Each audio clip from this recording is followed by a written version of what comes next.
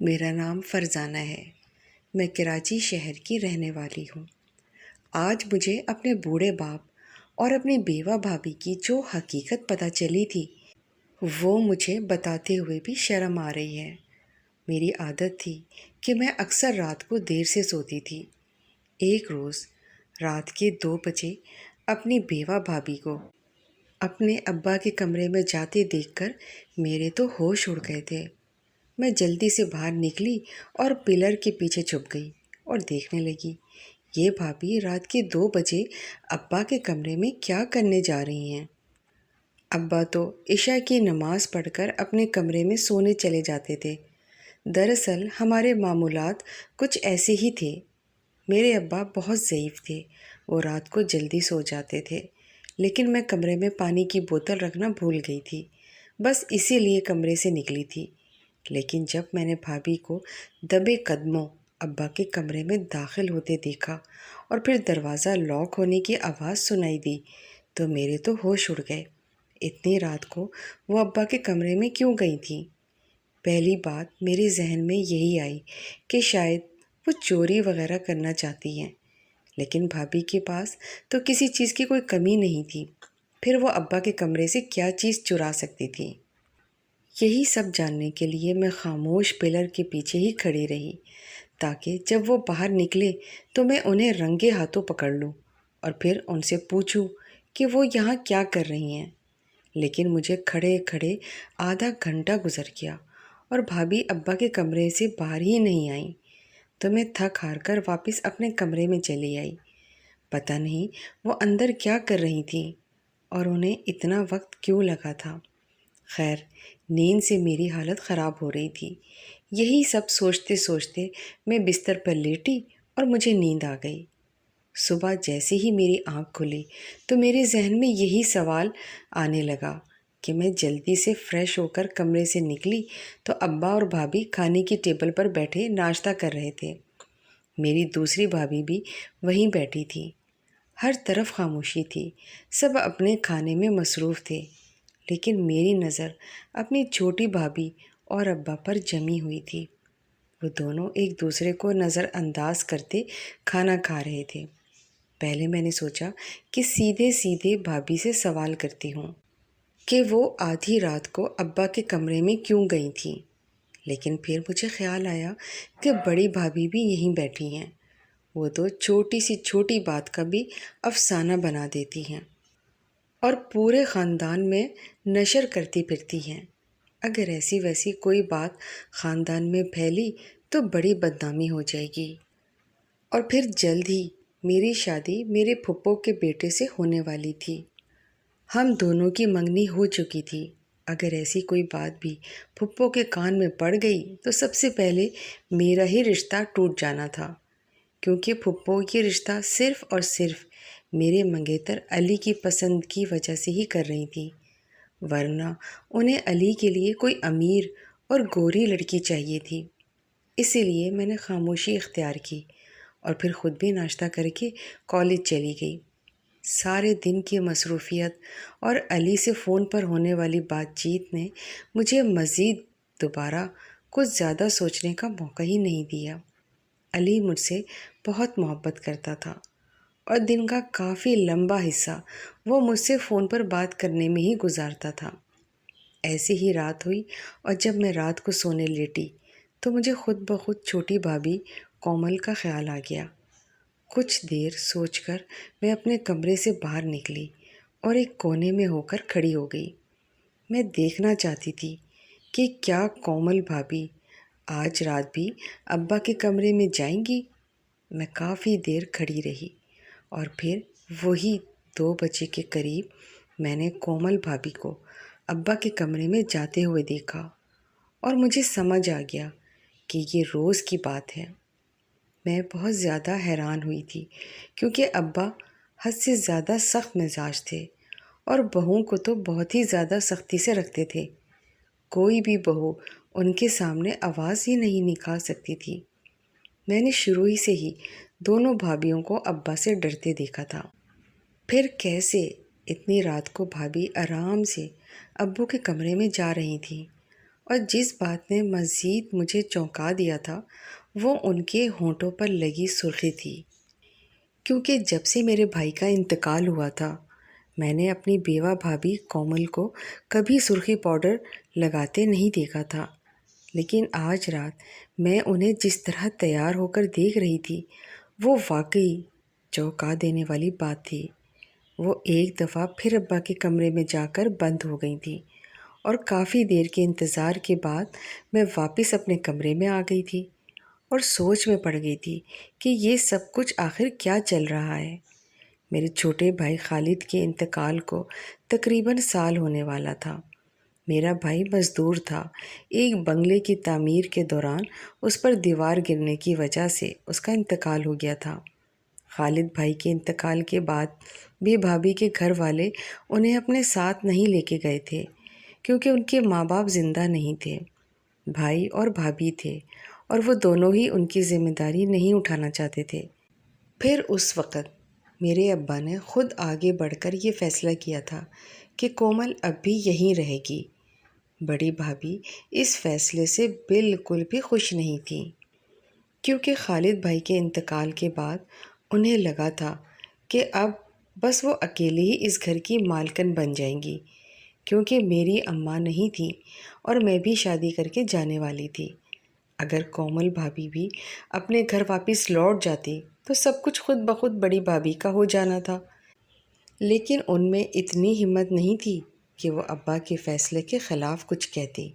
اسی لیے سب نے خاموشی سے ابا کے فیصلے کو قبول کر لیا تھا۔ البتہ کومل بھابھی اپنے شوہر کے انتقال کے بعد بہت ہی خاموش ہو گئی تھی۔ وہ بس خاموشی سے گھر کے کام کاج کرتی اور ابا کے سوا کسی سے بھی بات نہیں کرتی تھی۔ انہوں نے سجنا سورنا اور تیار ہونا بھی چھوڑ دیا تھا، جبکہ وہ بہت ہی حسین اور جوان تھی۔ ان کی عمر محض 22 سال تھی۔ میری اپنی دونوں بھابھیوں سے کچھ خاص تعلقات نہیں تھے۔ میں بس اپنی پڑھائی پر دھیان دیتی تھی اور اپنے منگیتر علی سے باتیں کرتی رہتی۔ لیکن اب مجھے کومل بھابھی کے کردار میں بہت دلچسپی ہو گئی تھی۔ وہ رات کو ابا کے کمرے میں کیا کرنے جاتی ہیں آخر؟ اور آدھی رات کو وہ کس خوشی میں اس قدر تیار ہوتی تھی؟ یہ وہ سوال تھے جنہوں نے مجھے بے حد بے چین کر دیا تھا۔ پھر میں نے تقریباً 23-24 دن اسی طرح بھابھی پر نظر رکھی اور اس حقیقت نے مجھے حیران کر دیا تھا کہ وہ ہر رات ہی ابا کے کمرے میں جاتی تھی۔ اور پھر جب ایک دن مجھ سے رہا نہیں گیا تو میں نے کومل بھابھی سے اکیلے میں پوچھ لیا کہ آپ رات کو ابا کے کمرے میں کیوں گئی تھی؟ میرا سوال سن کر بھابھی کے چہرے کا رنگ بدل گیا تھا۔ کہنے لگی، فرزانہ تمہیں کیا ہو گیا ہے؟ کیسی باتیں کر رہی ہو؟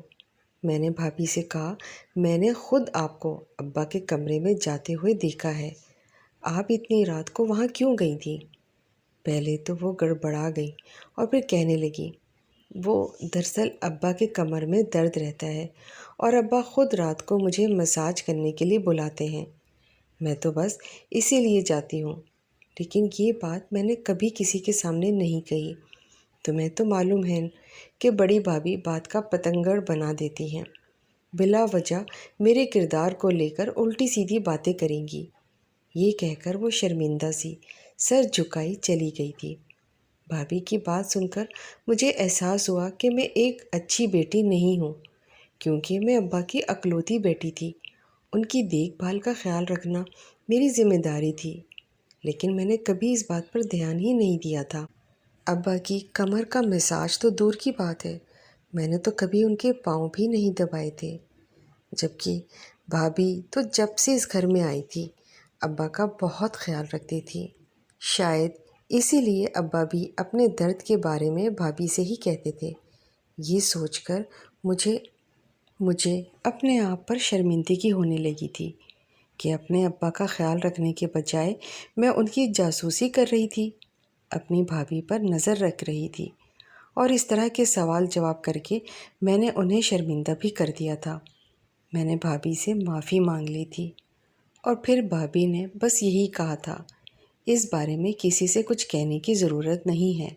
میں جانتی تھی کہ ان کا اشارہ بڑی بھابھی کی طرف ہے۔ میں نے ان سے وعدہ کر لیا کہ میں بڑی بھابھی کے سامنے کچھ بھی نہیں کہوں گی۔ پھر بات آئی گئی ہو گئی اور ایسے ہی 10-15 دن گزر گئے۔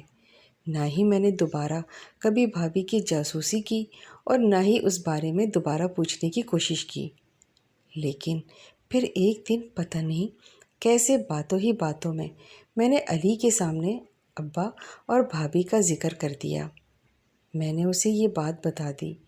میری بات سن کر علی اچھل پڑا اور کہنے لگا کہ یہ کوئی معمولی بات نہیں ہے۔ تمہاری بیوہ بھابھی کا آدھی رات کو تمہارے ابا کے کمرے میں مساج کرنے جانا تمہیں یہ مناسب لگتا ہے؟ اگر تمہارے ابا کو کوئی پریشانی تھی تو وہ تمہیں بھی کہہ سکتے تھے۔ اور جہاں تک میرا خیال ہے ماموں جان کے کمر میں کوئی مسئلہ نہیں ہے، وہ تو ہٹے کٹے ہیں اور روز ہی میری ان سے ملاقات ہوتی ہے۔ کیا تمہارے سامنے کبھی تمہارے ابا نے کمر کے درد کا ذکر کیا ہے؟ علی کی بات سن کر میں سوچ میں پڑ گئی۔ واقعی میرے ابا تو بالکل فٹ تھے۔ انہوں نے کبھی کمر کے درد کے بارے میں کوئی ذکر کبھی کسی سے نہیں کیا تھا۔ ان سب کی باتوں کی وجہ سے علی نے میرے دل میں ایک دفعہ پھر شک ڈال دیا تھا۔ وہ کہنے لگا، اپنی بھابھی پر نظر رکھو، جوان عورت ہے، وہ بھی بیوہ۔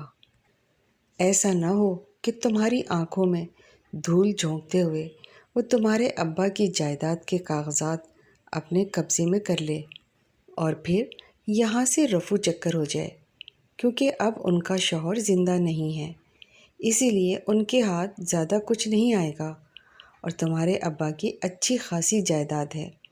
علی کی بات سنتے ہی میں اچھل پڑی تھی، کیونکہ ابا کی الماری میں گھر کے کاغذات وغیرہ رکھے ہوئے تھے اور اس بات سے ہر کوئی واقف تھا۔ مجھے لگ رہا تھا کہ کہیں نہ کہیں یہی وجہ ہے جو بھابھی ان کے کمرے میں جا رہی تھی۔ علی نے مجھ سے کہا کہ اپنی بھابھی پر نظر رکھو، ایسا نہ ہو ان کا کسی کے ساتھ کوئی چکر وغیرہ چل گیا ہو اور وہ تمہاری آنکھوں میں دھول جھونک کر سب کچھ لے کر فرار ہو جائے۔ علی کی باتوں نے مجھے سوچنے پر مجبور کر دیا تھا۔ کالج کی بھی چھٹیاں ہو چکی تھیں، اس لیے میں نے گھر میں رہ کر اپنی چھوٹی بھابھی پر نظر رکھنا شروع کر دی۔ لیکن مجھے ایسی کوئی بات دکھائی نہیں دی کہ جس کی وجہ سے میں ان کے کردار پر شک کرتی۔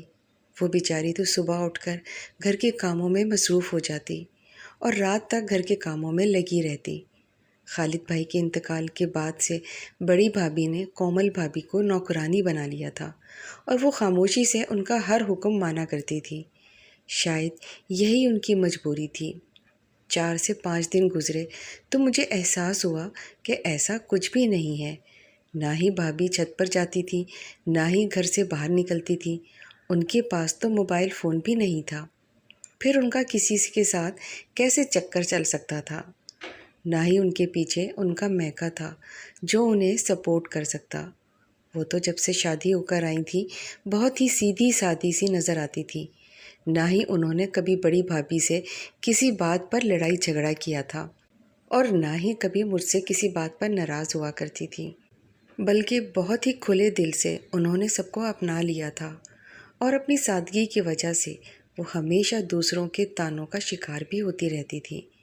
مجھے یقین ہو گیا تھا کہ وہ سچ میں ہی میرے ابا کی خدمت کر رہی ہیں۔ اور پھر یہی بات جب میں نے علی کو بتائی تو وہ بھی خاموش ہو گیا، مگر اسے دال میں کچھ کالا ضرور لگ رہا تھا۔ اور پھر ایک رات علی نے مجھ سے بڑی عجیب سی بات کہی۔ کہنے لگا، تم ایسا کرنا، رات کو اپنے ابا کے کمرے میں چھپ جانا۔ جب بھابھی کمرے میں آئیں گی اور تمہارے ابا کا مساج کریں گی تو تمہیں خود ہی پتہ چل جائے گا کہ ان دونوں کے بیچ میں کیا چل رہا ہے۔ علی کو کسی صورت اس بات پر اعتبار نہیں ہو رہا تھا کہ میری بیوہ بھابھی میرے بوڑھے باپ کا اتنا خیال رکھ سکتی ہیں۔ اس نے تو ان دونوں پر گھٹیا الزام بھی لگا دیے تھے۔ میں نے ہی ڈانٹ کر علی کو چپ کروایا تھا۔ پر حقیقت تو یہ تھی کہ میں بھی بچی نہیں تھی، سب کچھ سمجھ رہی تھی مگر تسلیم کرنے سے ڈرتی تھی۔ سوچ بھی نہیں سکتی تھی کہ میرا باپ اپنی بیوہ بہو سے کوئی ایسی ویسی بھی حرکت کر سکتا ہے۔ اس لیے یہ بات کچھ مناسب نہیں تھی کہ میں اپنے باپ کے کمرے میں جا کر ان کی جاسوسی کروں، لیکن علی نے میرے دماغ میں ایسا شک ڈال دیا تھا کہ میرا دماغ پھٹنے والا ہو گیا تھا۔ اور پھر ایک رات بھابھی کے ابا کے کمرے میں جانے سے پہلے ہی میں ان کے کمرے میں چلی گئی اور خاموشی سے ان کے بستر کے نیچے چھپ گئی۔ ابا حسب معمول نماز پڑھ کر آ گئے تھے۔ کمرے میں بالکل سناٹا تھا۔ مجھے تو سانس لیتے ہوئے بھی ڈر لگ رہا تھا۔ اگر ابا کو پتہ چل جاتا تو میری تو وہ جان ہی نکال دیتے۔ ان کا غصہ تو آسمان پر پہنچ جانا تھا۔ میں انہیں کیا جواب دیتی کہ میں اتنی رات کو ان کے کمرے میں کیوں چھپی ہوئی تھی؟ دھیرے دھیرے وقت گزرتا گیا اور مجھے اپنے آپ پر غصہ آ رہا تھا کہ میں علی کی باتوں میں آ کر میں نے اپنے لیے مشکل کھڑی کر دی تھی۔ میرے لیے یہاں مزید رکنا ممکن نہیں تھا۔ بڑی مشکل سے میں نے خود کو قابو کیا ہوا تھا۔ پھر رات کے 2 بج گئے تھے مگر آج بھابھی ہی نہیں آئی تھی۔ پہلے تو وہ اس وقت آ جاتی تھی۔ میں نے سوچا کہ اب میں خاموشی سے واپس اپنے کمرے میں چلی جاتی ہوں، یہاں چھپنے کا کوئی فائدہ نہیں ہے۔ ابا بھی خراٹے لے رہے تھے۔ جیسے ہی میں نے بستر سے نکلنے کا سوچا تو ابا کے کمرے کا دروازہ کھلا اور کومل بھابھی کمرے کے اندر داخل ہوئیں۔ میں نیچے سے ہی چھپ کر انہیں دیکھ رہی تھی۔ وہ خود پر چادر اوڑھ کر کمرے کے اندر آئی تھیں اور آتے ہی انہوں نے چادر اتار کر ایک طرف رکھ دی تھی۔ ان کا حلیہ دیکھ کر میرے تو رونگٹے کھڑے ہو گئے۔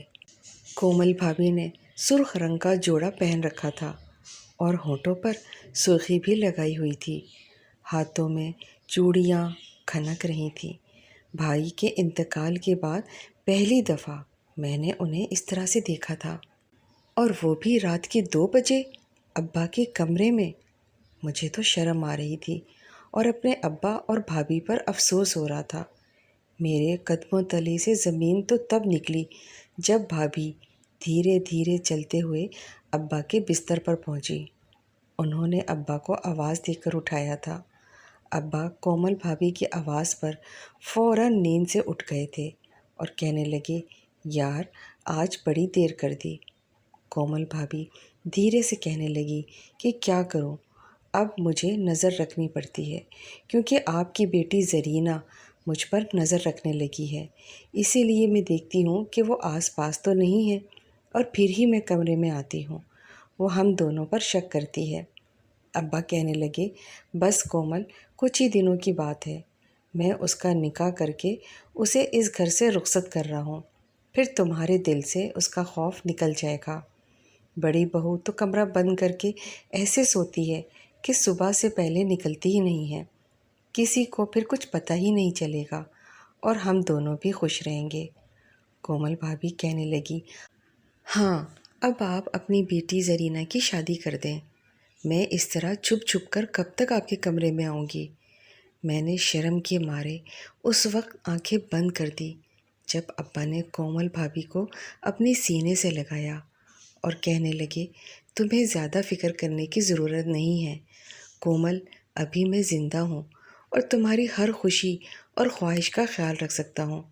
ان دونوں کی باتوں نے میرے سر پر آسمان گرا دیا تھا۔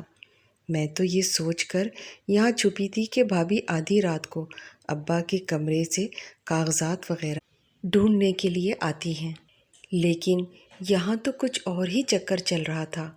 اور اس کے بعد جو کچھ میں نے سنا، میں تو شرم سے پانی پانی ہو گئی۔ ان دونوں کے درمیان تو محبت بھرے جملوں کے تبادلے ہو رہے تھے۔ میرے ابا اور میری بیوہ بھابھی ایک ساتھ تھے۔ یہ دیکھ کر میری آنکھوں سے آنسو بہنے لگے اور جب میرے صبر کی حد پار ہوئی تو میں بستر کے نیچے سے نکل کر روتی ہوئی ان کے سامنے کھڑی ہو گئی۔ ایک دم سے مجھے دیکھ کر ان دونوں کے چہرے کے رنگ بدل گئے تھے۔ میں نے نفرت سے ان دونوں سے پوچھا کہ یہ سب کیا ہے؟ آپ دونوں کو شرم نہیں آتی؟ آپ کو خوف خدا نہیں آتا؟ میری آواز تھوڑی اونچی تھی۔ ابا نے غصے سے میری طرف دیکھا اور کہنے لگے، اپنی آواز پر قابو رکھو، گھر میں اور لوگ بھی رہتے ہیں، رات کے اس پہر تماشا کھڑا کرنے کی ضرورت نہیں ہے۔ اس بار میں ابا سے خوفزدہ نہیں ہوئی تھی۔ میں نے غصے میں کہا، شرم تو آپ کو آنی چاہیے۔ میری آواز دبا کر، ابا آپ چاہتے ہیں کہ گھر میں کسی کو کچھ پتہ نہ چلے، لیکن جو کچھ آپ دونوں کر رہے ہیں میں اس کا ساری دنیا کو بتاؤں گی۔ آپ نے کبھی سوچا ہے کہ آپ کی ایک جوان بیٹی بھی ہے جس کی شادی ہونے والی ہے، اور آپ میری عمر کی لڑکی سے اس طرح کے رشتے بنا رہے ہیں؟ بڑی بھابھی زبان کی کڑوی ضرور ہے لیکن بد کردار نہیں ہے۔ کومل بھابھی نے تو ساری حد ہی پار کر دی ہے۔